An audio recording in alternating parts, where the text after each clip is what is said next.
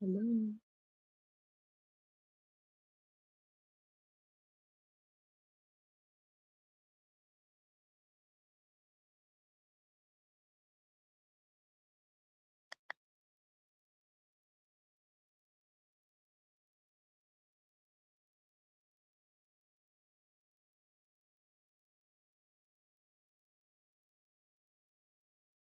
Hello.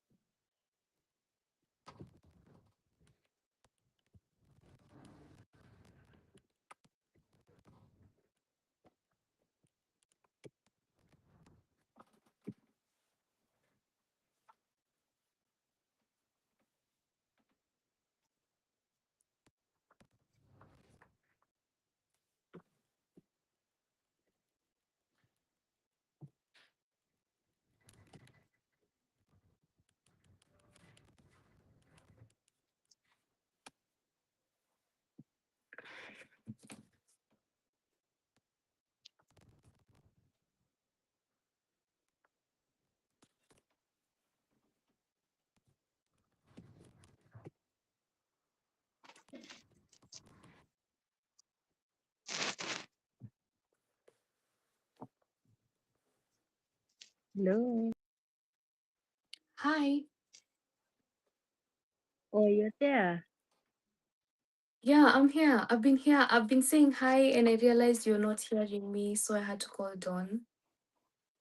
Yes, I couldn't hear you. Okay, sorry. How are you? I'm doing well. Oh my God, we How's are your so day late for been? the discussion. Yeah, we are. So sorry. And Don is saying he's not coming. He was supposed to make it go live because I don't think it's Mm-hmm. live yet. Yeah, because I just talked to him right now. Because he's the one who's supposed to nini from his end. Yes. Yeah. So now what happens? Let me call him once again because I just talked to him right now. That he So.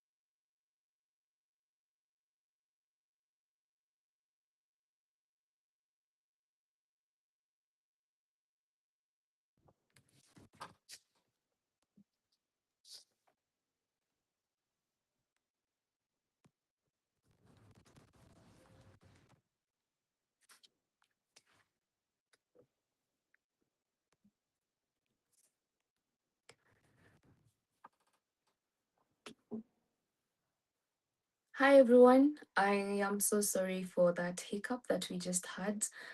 My name is Wamra. I am a brand growth strategist. I'm also a realtor based in Nairobi.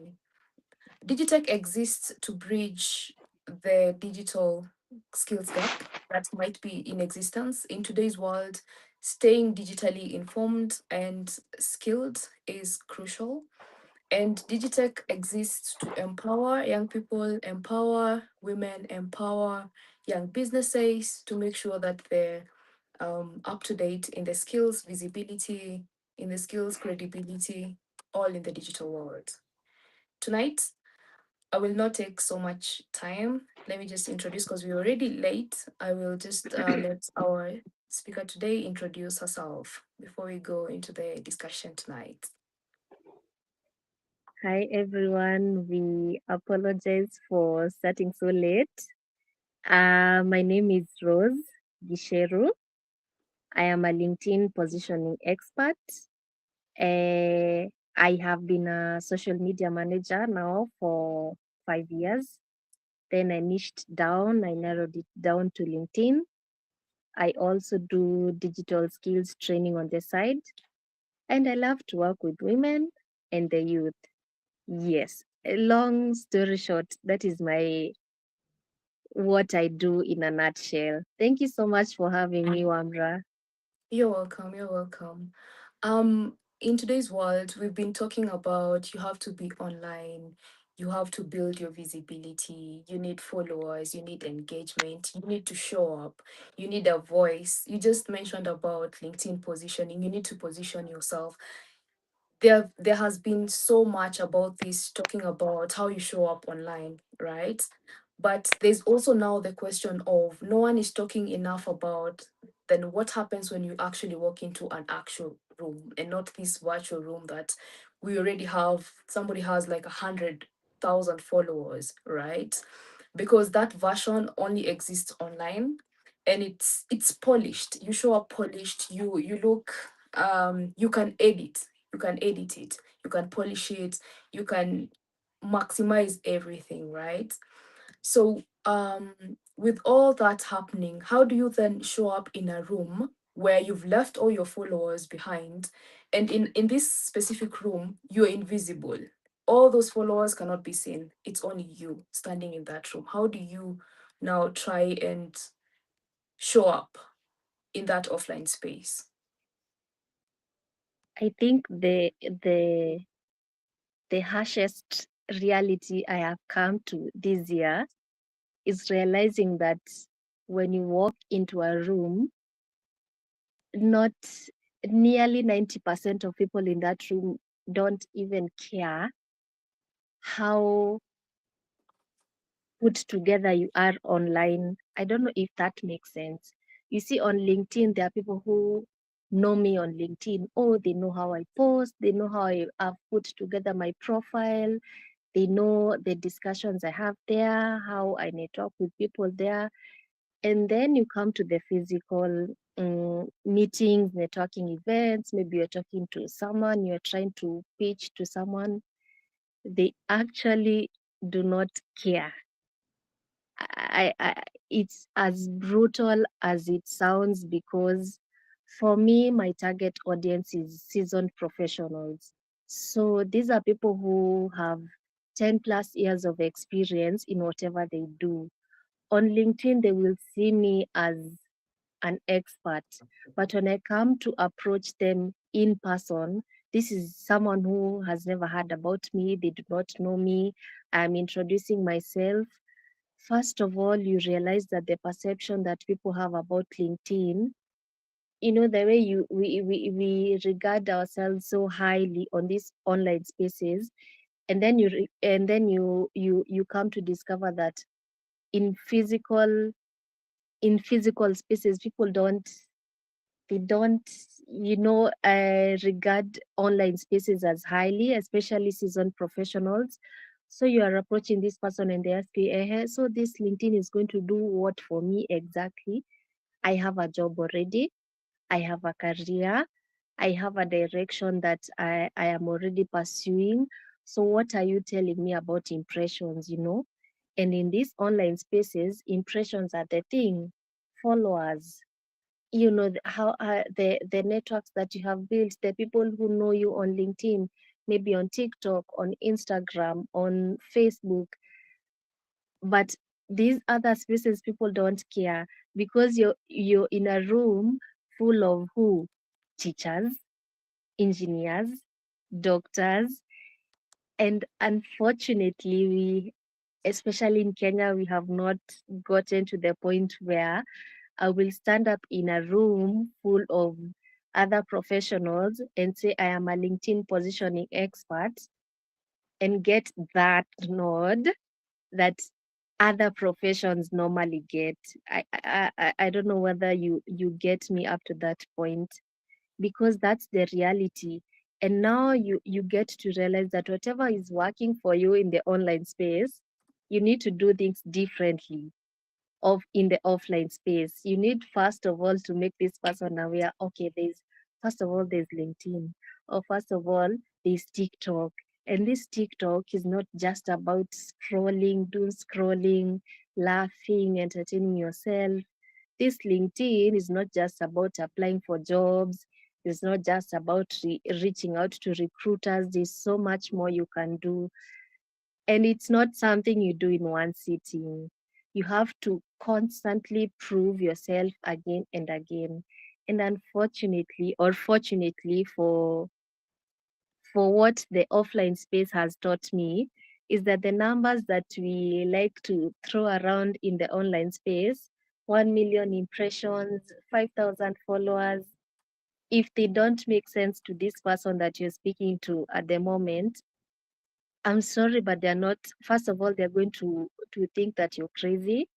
They're going to think that you're wasting your time doing things that are not real, pursuing something that is not a real career, and you are going to lose them. Such that if they were to become a client of yours and you're not even showing them, so if I get 5,000 followers today on LinkedIn, what does this mean for me as a teacher? What does this mean for me as the director of a finance department? Because I think we are getting so lost in the online bubble, the numbers it means there, and we forget what it means to people who are not in those spaces. I mean, we are constantly on these platforms, but what about people who are not even on these platforms? How do they perceive them? Because for us, we know even the latest updates that have come up, but these people who are in the offices, for example, like where I work, my bosses, they really struggle to understand the importance of LinkedIn. So it is my duty every single day to come and show them, oh, this client of mine, she was looking for a job. So we did this in this with her on LinkedIn, and now she found another job. Now that is starting to make sense to them. But if I come and start floating numbers to them, I think that they just get lost. So it's been so hard trying to prove what I know and what works for me in the online space to people who are not in the same spaces that I am. Okay, thank you. Thank you for responding to that. What I'm hearing is people out there don't really care about the numbers until you show them what it actually means and the value that it actually shows. Then, if people True. don't really care about these numbers, what is it that they care about? What do you need to have when you're showing up in this room? Like when you're preparing to go through that door, what is it that you should carry with yourself so that they see you or they get you or they understand you? How are you showing up offline? So I will say the first thing is prove that you have actual knowledge of these platforms, because we like to with the social media Mhm. world now, everybody is calling themselves an expert, a TikTok expert, Instagram expert, Facebook expert, LinkedIn expert. But if I walk in a room full of these people, have I even tried to do my homework and understand the director of this department is going to be around? A teacher is going to be in this room. A finance professional is going to be in this room. A realtor is going to be in this room. So that now when I start to speak things about the platform, I can connect it to what they do. For example, in the case of a realtor, I will say, if this is what you have been telling people online, trying to market the properties that are in your portfolio, this is how you're doing it wrong. So on LinkedIn, this is how you do it. Your profile, blah blah blah, your content, blah blah blah.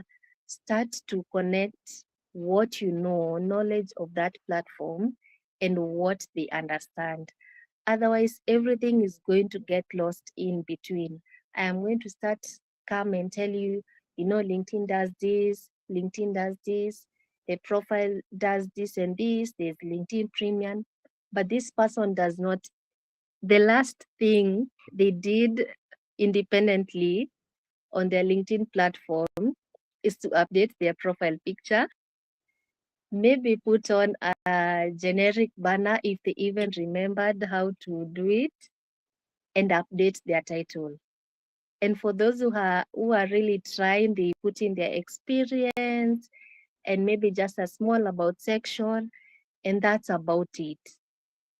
So if I come into a room and I start to bombard you with information about LinkedIn, and I've not even started from the basics, like I can come and tell you as a finance professional, you don't just say in your profile, I am a banker. We do not do that in today's world. So how about you, sir, who works at so and so bank? If you started your titles with, I help SMEs get loans easily. Stroke, then you put in your title. Maybe you're a credit analyst at the bank. Now I am starting to speak things that make sense to this person. I'm not just coming to tell them LinkedIn is powerful, TikTok is powerful, Instagram is powerful. Also, you need to understand the kind of people that you're speaking to. If I am speaking to people who have years and years of experience, they are not struggling with expertise. They already have the expertise. They already know how to own a room offline. So all they need to do is a little push online and they're good to go. But if I am talking to a room full of youth, graduates, entry level professionals, first of all, they are feeling intimidated in this competitive job market because the experience is not as much as the seasoned professionals. Second, now they have the pressure to show up online because personal branding everywhere is being preached everywhere. If you want to stand out professionally, you have to build a personal brand. They already have the pressure of trying to gain experience and now the pressure of trying to build their personal brand. So at that point, I'm not just telling this person, just polish your profile here and here. They probably don't have a portfolio at this point. The experience section is as thin as it's probably just an internship in there.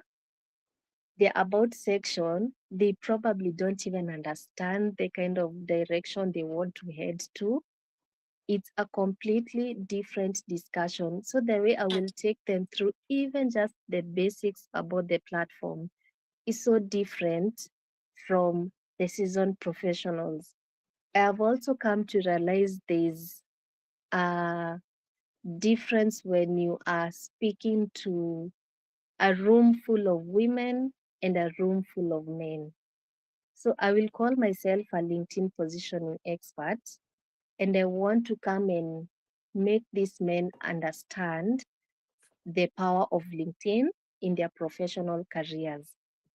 Men express themselves very differently from women. So, for example, for the men, they will be very bold. They want to go into the hard facts. They want to tuonyesha just how to do this and this and hizo mambo zingine wachana nazo. You know how men like to do things. While women are softer, they'll be more. If you go at them a bit softly, you try to bring it in more softly, they give you an ear. But for the men, if you're not leading with facts, you're sure about yourself with data, because men are very attracted to data and numbers and all these things, you start to lose them. So it's been a game of, have I prepared? Do I even know the people I am going to meet in that room, even if it's just two people, even if it's just one person. Do I understand the kind of person I am going to meet in that room? Do I know for sure the things that I'm talking about when it comes to LinkedIn? Because I might tell you something that is not even factually true. Maybe I might tell you when you post this, it won't work. And it's probably because I have not done it myself. But for someone else who's done it, it works. So do I have proper knowledge about this platform? Do I understand the person I am going to relay this information to? And am I sure about whatever I am talking about? Because it really gives you confidence when you walk into a room. Because best believe people are not dumb out here. You will say something and somebody will raise their hand and they will say, no, no, no, no, no. But you see, a friend of mine tried this. But you see, I know someone who's done it before and it's worked. And now you're embarrassed. So you really have to do your homework. People are not dumb out here. Okay, okay, okay. Thank you for that. What I'm getting and what I'm hearing from you is about you know your stuff when you're going into a room. But just to bring you to the outside world of social media, outside world of LinkedIn, you have helped this person that you've met. Maybe it's a finance analyst, as you gave the example. Maybe it's somebody in real estate. You have helped them build this brand online. They've gained the impressions, they've gained the engagement, which gives them confidence to post online. It gives them visibility online, right? But this person who's a finance analyst is going to meet other people. Now, how do they actually show up? Because they don't have the numbers carried in their back, right? They're leaving that outside their door. So how do they actually show up offline as themselves? How do they show up and be felt in a room where these numbers don't really matter, or rather how there are people who stand out in a room, right? You can see a person, you feel the energy. What is that person doing that is right in that room? So I think here I have, maybe it's a biased opinion, Mhm. but from my observation, I think a person's character also speaks volume, because there are some people who are naturally bubbly, confident, very talkative. And for some people like me, when we walk into a room, we feel like we want to run and hide. We are not very confident, but we know we show up as the best selves that we can portray in whatever room that we walk into, right? But what I have observed is, even if you are not the most confident person in that room, always have something that you can offer that can make you not be overlooked. For example, I have walked into discussions where normally I will not even be, given a chance to speak, because it was a discussion on a focus group. Maybe it's a very narrowed down subject, and yet I am there. So, what am I offering? Use whatever you can to give you leverage inside. As I was saying, I am a LinkedIn positioning expert, but I'm afraid in some rooms that will not suffice. You have to be more than that. So, in rooms where that doesn't work as the first title that I introduce myself with, there are rooms where I am a writer first before anything else. There are rooms where I am a media personality, a journalist, for example, so that the people in that room can now see that they can tap value from you, so that you can have space to start to say all these other things that you do. You have talked about the financial analyst, the credit analyst, banker, whatever, whatever. So this person is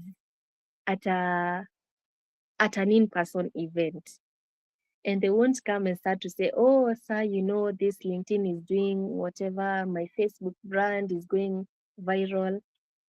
But you have to be very smart about how you introduce those discussions.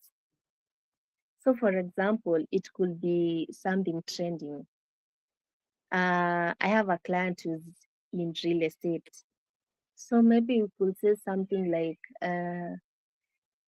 there's an MP who passed on, and he had multiple homes. So these are topics that usually when people gather around, they'll want to talk about. Oh, did you hear this?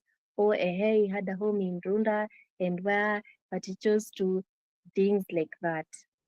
And then smartly, as a by the way, but of course you're trying to shine with it, you can say something like, and I spoke about it on my wall, and a few people commented and they say this and this. Now people start to engage you. Otherwise, if you come and walk into a very casual, light discussion, such as that one, and you start to preach about your pages, nobody will care about it. But if you can find a platform, for example, you talked about the credit analyst.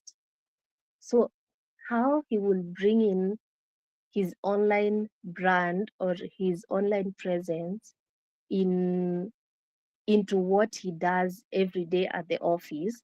For example, he has been called in by his boss. Maybe that day he's doing a presentation at the boardroom, and it's all numbers, it's Excel sheets, he's doing everything. So while he's doing all that, going to the as he's going to conclude his presentation, he can say, and maybe there's something I noticed about this, whatever he's presenting now, and I did did my research on it, and I actually shared about it on my page and said, then now he shares his opinion. So the people in that room, they are forced to listen to what you have to say. And out of curiosity, not everyone will check your page, but even just one person or two people will come to your page and see what you're doing. So you don't have to always lead with the online presence, but you have to learn how to weave them in the discussions, in the spaces that you find yourselves in. Okay, thank you. What I'm getting is, when you get into a room, you need to understand which hat you're going to wear, or rather, which part of you you're going to use as currency to your own advantage in that room, right? And thank you so much for responding to that. I will share something that our last speaker, if you missed the last discussion, one of the things that she said was, you need to be human when you walk into rooms. You don't have to always lead with what you do. You don't always have to be a robotic kind of a person. When you lead with your own humanness, to actually be intentional about knowing people without just trying to get business out of them, then it ends up bringing you business at the end of the day. Which brings me to the last question of the night. Maybe um to cut you short on that one, yes, please. I've remembered something. You know how I think sometimes I still see it on social media that if you want to stand out in a room, even if you're told to pray, just please offer yourself to pray. Oh, I used to be the people who, oh, so that one is standing up to pray. Oh, come on, just sit. And the way I will judge them in my head. And now it makes so much sense because something as simple as praying, I'm telling you, someone will love your voice, someone will love how you are confident enough. Anything that will put you forward above everyone else, please use it as leverage. Yeah, that's true. That's true because it becomes your own added advantage because you did something very small and somebody saw you. In fact, speaking of which, I've been in a conversation where somebody was sharing what they did to actually get where they are. Some of the small things that you might think they were not small, they were small, but eventually they were just something grand, or rather brought something grand out of it. This guy would offer to even help with curating presentations for the boss. And if he was the one curating the presentations, he would be invited into the room to actually help cover the presentations. Even if he's not the one who's presenting the presentations, he is in the room. So people would notice him and his presence would be felt. And that way he kept building and building and so on, which I think was such an interesting way to actually build his career. So let's say you've had a great evening, you've had a very nice conversation with somebody you've met or every other person that you've met in a room. The conversations were great. They were intent. I wouldn't say they were intentional. Let me just say for now you've had conversations, maybe they were powerful conversations, and here comes Monday morning, right? You have the businesses cards that you were given or whatever it is that you got, or a phone number, a LinkedIn page, whatever it is that you got out of that discussion. Then how do you make sure that the in-person moment actually converts into something real? Because we go home and we forget I have more than 10, 20 business cards, but I've probably not talked to any of those people. So how do you make something real out of these conversations? Oh my goodness. This is such a hard one because as an introvert, now you have you got the person's number or the Mhm. person's contact, and it's on a Monday morning, and people get busy on a Monday morning. So I'm thinking if I pick up my phone to call this person, I'm pretty sure they won't respond, either because they're in a meeting, they're too busy, they don't remember this number, even if they did save it. So, what I have taught myself to do is do thorough research. So, once again, even if I met this person, I will do my research again. Oh, now, so I got their full name. Oh, I got their title.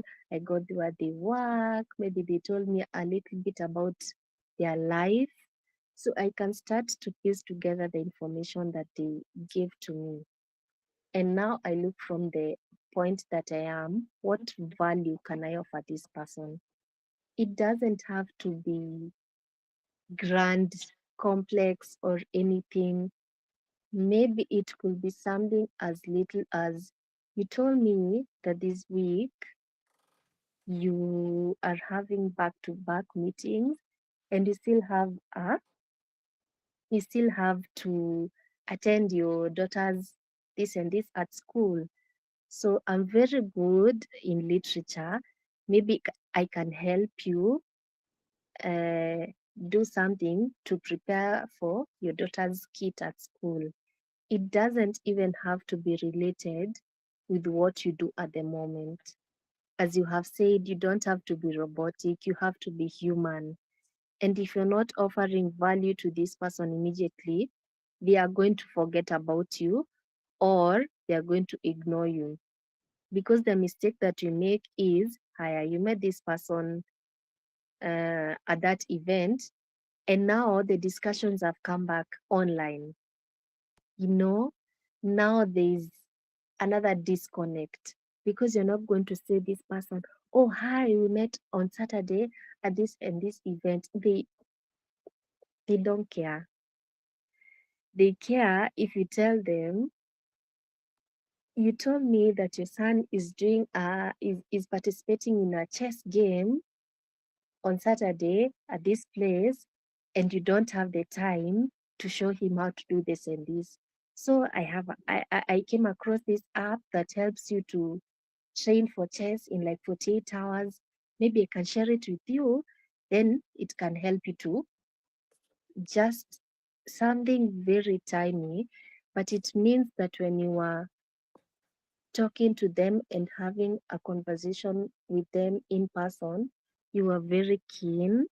You are also listening a lot, listening actually more than you are speaking, and you kept it very light-hearted because that's the only way this person is going to open up to you. If you went hard on leading with I want business from this person, they probably didn't say more than 2 words to you, even if you probably kind of forced them into taking your business card. Okay, maybe just to enhance on whatever you've said. Thank you so much for your response. One of the things that I would talk about is the 24-hour rule, whereby you reach out before 24 hours are over. And you don't just reach out by saying, "Oh, hi, it was great meeting you. It was a pleasure meeting you." That doesn't stand out because in a networking event or wherever an event it is about, you're going to meet approximately 5 people or more or less, depending on conversations that you're having, right? And this person will not remember you.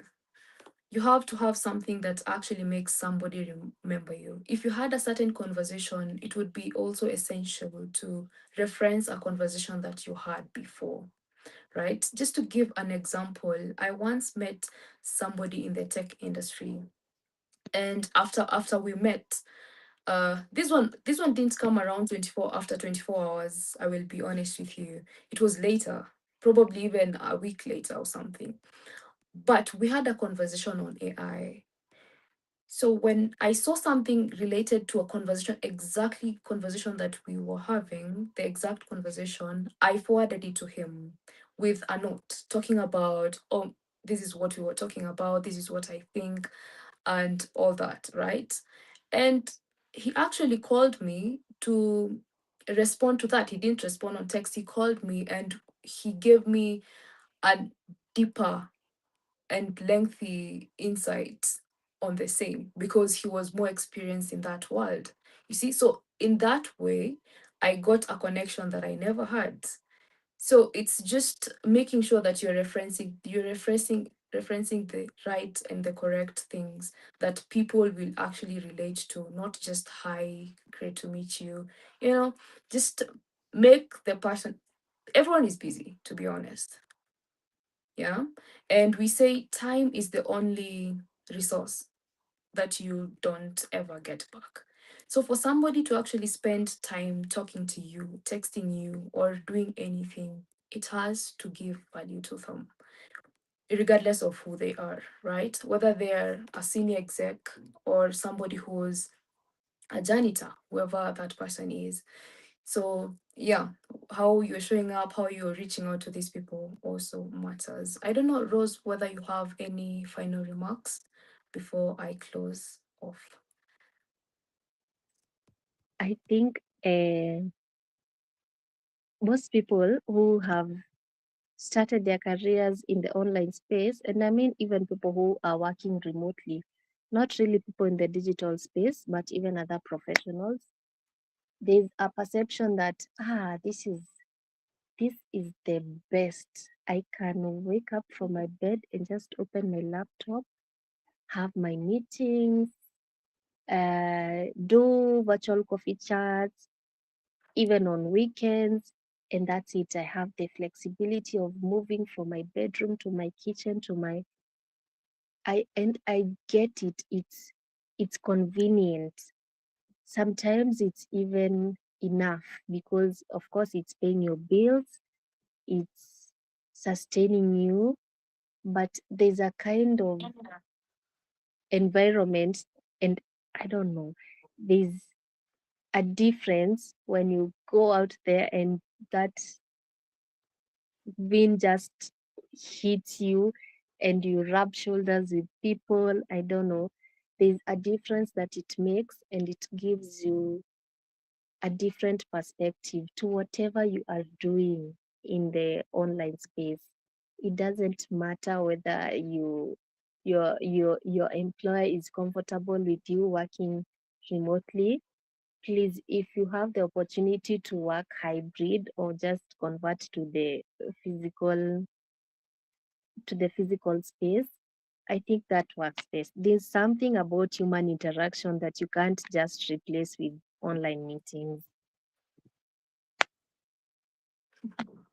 That's so powerful. I can relate to whatever it is that you're saying, because I do realize sometimes we're just talking online, but we need to actually be in that space interacting, because sometimes communication over the phone, if it's full-time communication over the phone, it becomes a little bit challenging. But when you're mixing with hybrid, you have an opportunity to meet and interact with people, especially as you said, if you're an introvert, that would be very, you'd need a bit of this human interaction to actually put yourself out there. Interacting with people actually helps. Just because you mentioned you're an introvert, I have been, but how did I come off that shell of being of not talking to people and interacting more with people? I built a mask, and I could put on a mask until I couldn't anymore. Until now it became part of me. So if anybody is seated there and is thinking, "Oh my god, I'm an introvert. How do I even get into these rooms and talk to people?" Then do whatever it is that you have to do. For me, a mask worked for me for a while. You can't always use a mask, because at the end of the day it's going to weigh on you, and you're going to realize this is not me, this is another person, and it can be detrimental to you as a person. But it did work for me, and now I am doing better. Yeah, we have now come to the end of our session. Usually we try to make sure that we end the session by around within 45 minutes. But since we were late, we had to do up around 50 minutes, actually 51 minutes right now. So tonight we've talked about showing up both online and offline.